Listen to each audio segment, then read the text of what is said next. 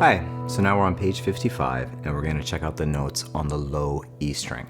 So the good news is on the low E string, the notes are the exact same as they are on the high E string, but they're just 2 octaves lower, meaning all those notes we've learned so far, remember we've learned E, F, G, and also A, B, C. Those would be the same notes on the low E string, but of course sounding and written 2 octaves lower. E, F, G, A, B, C. On page 55, we're just concerned with E, F, and G. So E is here, F is here, and G is here. That's it. It's a little difficult to read. You've got to practice it because they're all pretty low ledger lines, right? The E is below the third, the F is on the third, and the G is below the second ledger line.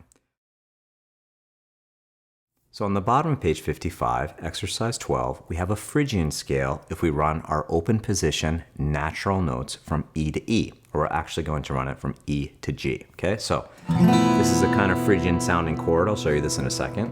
And the scale is this.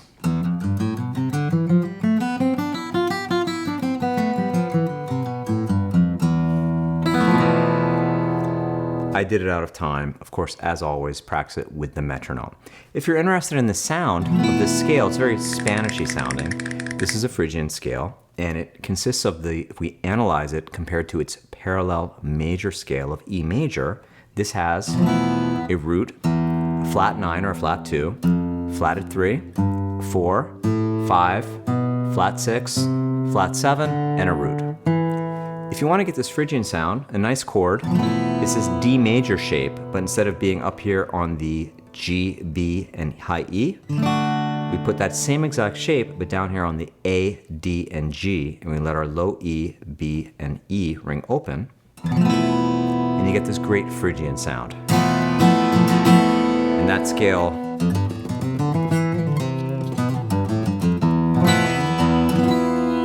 goes quite nicely with it. So let's take a look at page 56. So now we're on page 56, and we're going to talk about polyrhythms, and in particular, the polyrhythm of 2 against 3. So what is a polyrhythm? A polyrhythm is the simultaneous occurrence of 2 rhythms that coincide at a certain point, usually, but when you listen to them separately, they sound like each one is playing in a different time signature. That's kind of the least technical way to describe it, but that's what's happening.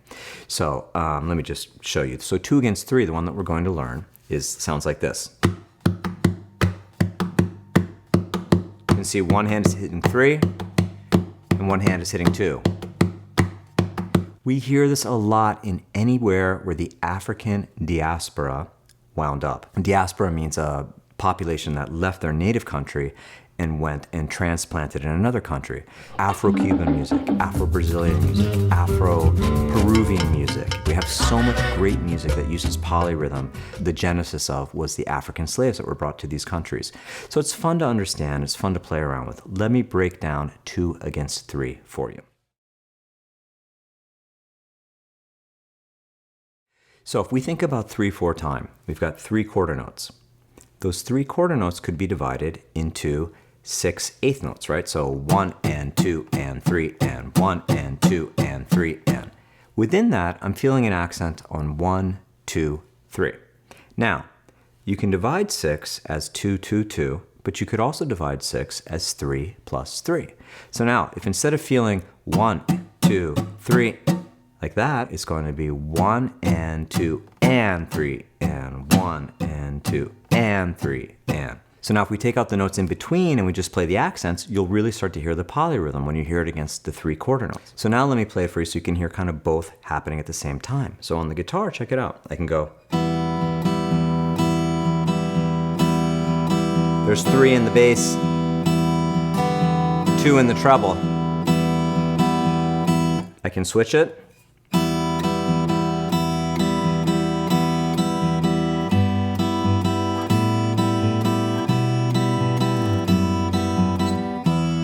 So it's a cool thing to have down, and there's all kinds of permutations and cool stuff.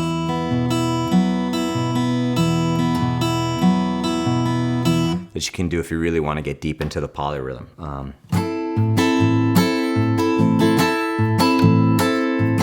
Just a couple examples. So the piece on the next page is much easier than all that stuff, but it does have a 2 against 3 polyrhythm, and it's going to acquaint you with the notes E, F, and G. So let's turn to page 57. So if we look at page 57, we have a new piece. Like I always say, let's take an overview before you actually get into it. We're in 3/4 time. If you look at it, we have 1, 2, 3, 4, 5, 6 systems. Those systems are broken up, if you look at it, into 3 8-bar phrases. So this could be analyzed kind of like way back when on our first piece of Vámonos. This could be A, B, A, if you're going to think of it that way, an A section, a bridge, and an A section. We have no repeats. It's all E, F, and G. You're not playing the chords. I am. And that's it. It's a fairly straightforward piece, apart from really feeling those polyrhythms correctly. Now, you're not going to be playing the polyrhythm in your part. You're going to hear it as a polyrhythm when you play it against the metronome or against a beat in 3/4 time, okay? And it's all those measures where we have consecutive dotted quarter notes is where we're really going to feel the polyrhythm. So I'll play it for you 2 times. I'll play it for you once with me just playing the melody, which is actually a bass line. And then I'll play it for you a second time with me playing the bass line, which is your part, and then I'll also improvise some chords on the top, okay? 1, 2, 3, 1, 2, 3.